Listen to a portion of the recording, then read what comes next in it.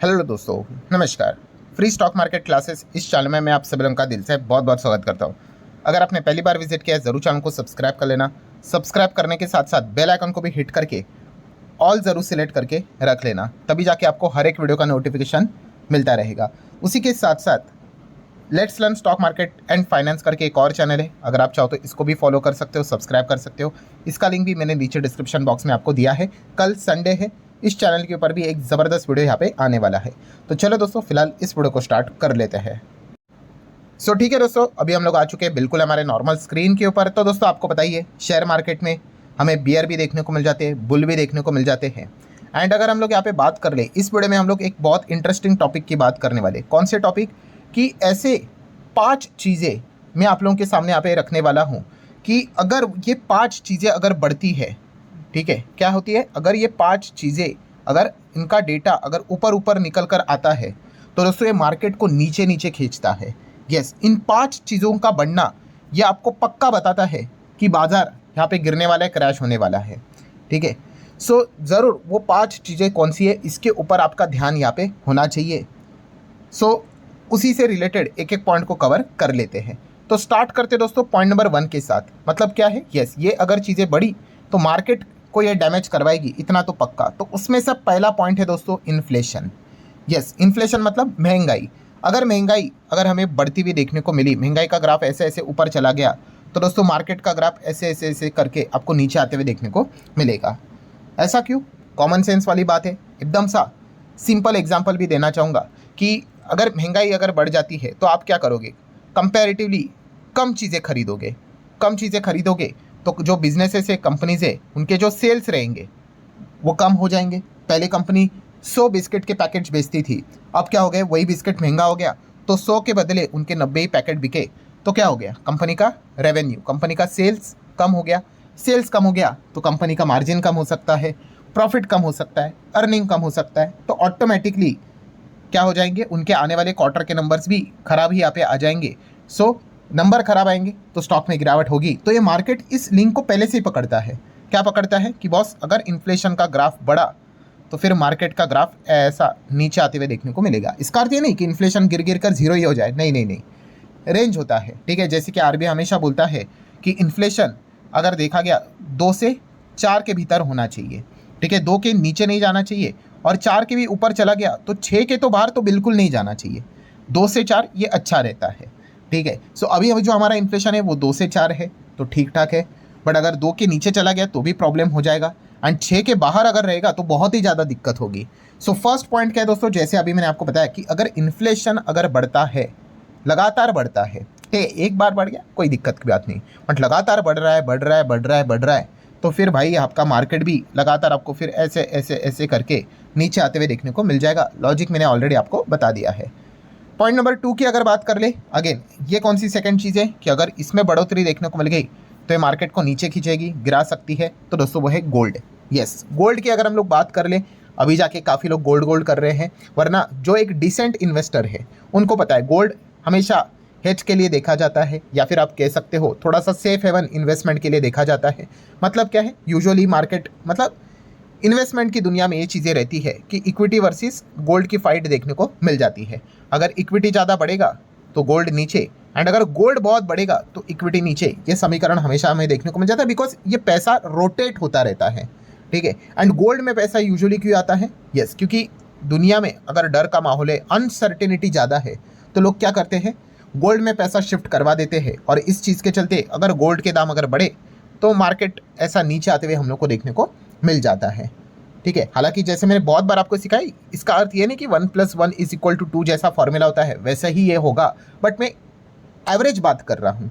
ठीक है, ये एक पॉइंट हमें पता होना चाहिए। देन दोस्तों पॉइंट नंबर 3 की अगर हम लोग बात करें, उसके ऊपर जाने से पहले अगर आपको वीडियो इन्फॉर्मेटिव लग रहा है, आप चाहो तो इस वीडियो को लाइक कर सकते हैं। आपके लाइक के कारण मेरा मोटिवेशन भी बढ़ जाता है। Point number 3 very important, unemployment. Yes दोस्तों, अनएम्प्लॉयमेंट का डेटा हमारे साथ सामने पब्लिश होता है, अमेरिका में भी पब्लिश होता है, आप सभी लोगों को पता है, हमारे इधर भी पब्लिश होता है। एंड अगर अनएम्प्लॉयमेंट मतलब बेरोजगारी, अगर बेरोजगारी अगर बढ़ी तो ये तो कॉमन सेंस वाली बात है ना। क्या होगा, अगर एक इंसान मान लो अगर पहले यहाँ पे 1 लाख रुपए यहाँ पे कमाता था, ठीक है, आज उसके पास 1 लाख रुपया नहीं है, बेरोजगार हो गया, तो क्या वो महंगी चीज़ें खरीद पाएगा? बेसिक चीज़ें खरीदना भी मुश्किल हो जाएगा उसके लिए। सो बहुत ही सिंपल सा गणित है। अगेन ये सारी चीज़ें आके किसको हिट करती है? बिजनेसेस को हिट करती है। कोई भी बिजनेस, अगर मान लो गाड़ी का बिजनेस है, ठीक है, अब गाड़ी खरीदने के लिए भाई पैसे तो चाहिए, ईएमआई के ऊपर ले लो तो भी उसके लिए डाउन पेमेंट एंड उस चीज़ के लिए तो पैसे चाहिए। अगर इंसान बेरोजगारी हो गया तो क्या वो गाड़ी खरीदने का विचार कर सकता है? बिल्कुल भी नहीं, ठीक है। तो ये जस्ट मैंने एक आपको एग्जाम्पल दे दिया।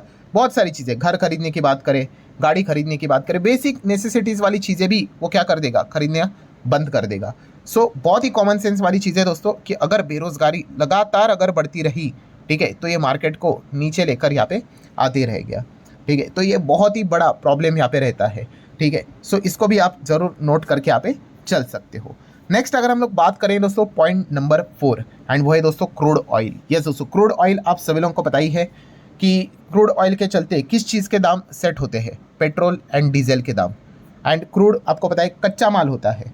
अगर क्रूड, अगर मान लो अगर 1 का क्रूड है तो पेट्रोल के दाम मान के चलो 10 है। अगर क्रूड का वैल्यू 2 होगा तो पेट्रोल का दाम 10 के ऊपर जाएगा। क्रूड अगर 3 का हो गया तो ये और ज़्यादा प्लस प्लस होते चला जाएगा। मतलब क्या है दोस्तों?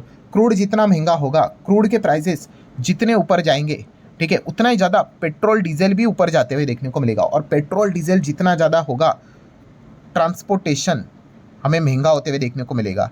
एंड ट्रांसपोर्टेशन महंगा ना दोस्तों, तो हर एक चीज़ महंगी, और हर एक चीज़ महंगी तो जो पॉइंट नंबर 1 हम लोगों ने देखा था क्या होगा? फिर अगेन इन्फ्लेशन बढ़ेगा, महंगाई बढ़ेगी। एंड महंगाई अगर बढ़ी तो जैसे आपको पता है मार्केट को क्या करेगी? नीचे लाएगी, क्योंकि वो कंपनीज के नंबर को ख़राब यहाँ पे कर देती है। लॉन्ग रेंज की बात करें तो सो ये इस प्रकार से मतलब कैस्केडिंग इम्पैक्ट होता है, ठीक है। बड़ा क्या? क्रूड बड़ा, बट ये इम्पैक्ट कहाँ तक आ गया? आपके घर तक भी ये चीज़ें आ जाती है। आपके घर में जो सब्जी भी आती है ना, जो किचन में रखा हुआ सामान है, वो भी क्रूड के बढ़ने के चलते वो महंगा होता है। क्यों? क्योंकि जो घर पे आपको, जो भी आप दुकान से लेके आते हो भाई, वो फ्री में थोड़ी ना लाता है। वो पेट्रोल डीजल जलाकर वो आप तक वो सामान पहुंचाता है, दुकान तक लाता है। ट्रांसपोर्टेशन का कॉस्ट होता है। एंड पेट्रोल डीजल महंगा, ट्रांसपोर्टेशन का कॉस्ट अगर जुड़ गया उसमें और, तो और चीज़ें हमें महंगी होते हुए देखने को मिल जाती है। देन अगर हम लोग बात कर ले आखिरी पॉइंट, पॉइंट नंबर 5, एंड दोस्तों वो है इंटरेस्ट रेट। यस दोस्तों, interest rate by the central bank, ठीक है। सेंट्रल बैंक बताओ, हमारी सेंट्रल बैंक क्या है? आरबीआई, अमेरिका की फेडरल रिजर्व। देन पड़ोसी मुल्क चाइना की बात करें, पीपल्स बैंक ऑफ चाइना, ठीक है। यूके की बात करें, बैंक ऑफ इंग्लैंड। मतलब क्या है दोस्तों? यस, जो सेंट्रल बैंक है अगर वो इंटरेस्ट रेट बढ़ा देती है, हमने सुना है ना कि रेट हाइक हो गया, सो रेट हाइक होना ये मार्केट के लिए कभी भी अच्छी बात होती नहीं है। क्यों ऐसा? अगेन सिंपल गणित एग्जाम्पल ले लेते हैं। रेट हाइक मतलब क्या? Fix deposit. अगर फिक्स डिपॉजिट्स के रेट अगर बढ़ते रहेंगे, रेट हाइक होता रहेगा, सो ऑटोमेटिकली लोग सोचेंगे कि क्यों मार्केट में रिस्क लेने का, इससे अच्छा फिक्स डिपॉजिट ही करो। थोड़ा सा मतलब इम्प्रैक्टिकल एग्जाम्पल ले रहा हूँ, बट सिर्फ आपको समझाने के लिए।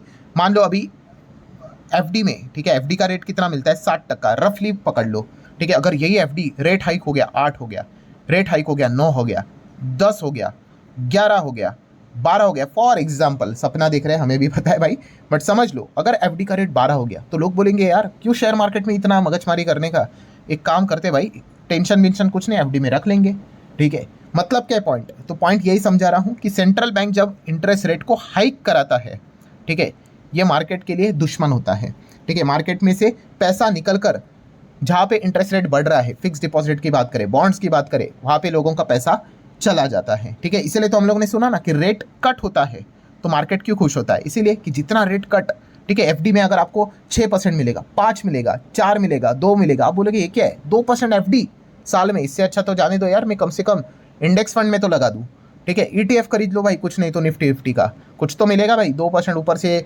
टैक्सेशन भी इतना ज़्यादा। सो यही चीज़ होती है दोस्तों कि अगर इंटरेस्ट रेट यहाँ पे हाइक होता है, अगर इंटरेस्ट रेट बढ़ जाता है तो मार्केट के लिए अच्छी बात नहीं होती है। ये क्या करता है? ये मार्केट को नीचे लेके आता है, मार्केट को तोड़ देता है। इसीलिए हम लोगों ने देखा, क्या देखा कि कोविड के वक्त क्या हुआ, मार्केट एकदम बुरी तरीके से कोलैप्स हो गया, क्रैश हो गया, और उसके बाद हमें एकदम अनएक्सपेक्टेडली मार्केट में रैली देखने को मिल गई। क्यों रैली देखने को मिल गई? बहुत सारे लोगों को जिनको कोई इस चीज़ का कोई नॉलेज नहीं होता है, ठीक है, बड़े बड़े यूट्यूबर्स भी आपने देखे होंगे, उनके पुराने वीडियोस देखना, कोई नॉलेज नहीं, बोलते कि ये फेक रैली है।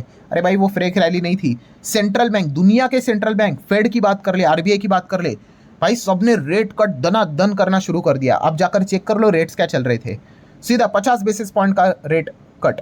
देन उसके बाद अगर हम लोग यहाँ पे बात करें 100 बेसिस पॉइंट का रेट कट। सो जैसे रेट कट हुआ एकदम हमें मार्केट भागते हुए देखने को मिल गया।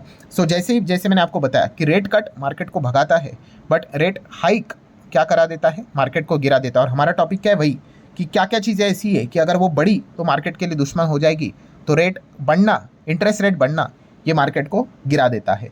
सो ये 5 पॉइंट्स है दोस्तों, वो मैंने आपके सामने रखे हैं। एंड जाते जाते एक बोनस भी आपके सामने रखना चाहूँगा, जो कि एक सिंपल लॉजिक रहता है कि अगर ये चीज़ हुई तो भाई मार्केट पिटेगा, और ये चीज़ जितनी हाइक होगी बढ़ेगी उतना मार्केट और पिटेगा। एंड वो है दोस्तों इकोनॉमिक अनसर्टिनिटी। ठीक है, ट्रंप ने इस शब्द से आपको काफ़ी ऑलरेडी वाकिफ करा के रखा हुआ है, बट स्टिल मेरा बताना आपको काम है। जितना ज़्यादा हमें अनसर्टिनिटी यहाँ पे बढ़ती हुई देखने को आप में मिल जाएगी, उतना ही ज़्यादा बाजार नीचे नीचे नीचे जाते हुए देखने को मिल जाता है। क्योंकि इसका भी गणित वही है कि अनसर्टिनिटी यहाँ पे बढ़ेगी तो लोग क्या करेंगे, प्रॉपर इन्वेस्टर क्या करेंगे, यस, फिर वो अनसर्टिनिटी का फ्रेंड कौन है, गोल्ड, वहाँ पे पैसा डालेंगे।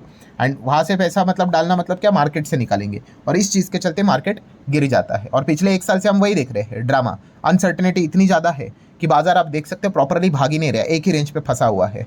सो ये इसके पीछे के लॉजिक्स होते हैं दोस्तों, वो मैंने आपके सामने यहाँ पे शेयर किए हुए हैं। सो आशा करता हूँ दोस्तों इस वीडियो से आपको कुछ सीखने को मिला होगा। आप चाहो तो इस वीडियो को लाइक कर सकते हो, शेयर कर सकते हो। मिलते हैं अगले वाले वीडियो में, तब तक के लिए बाय बाय।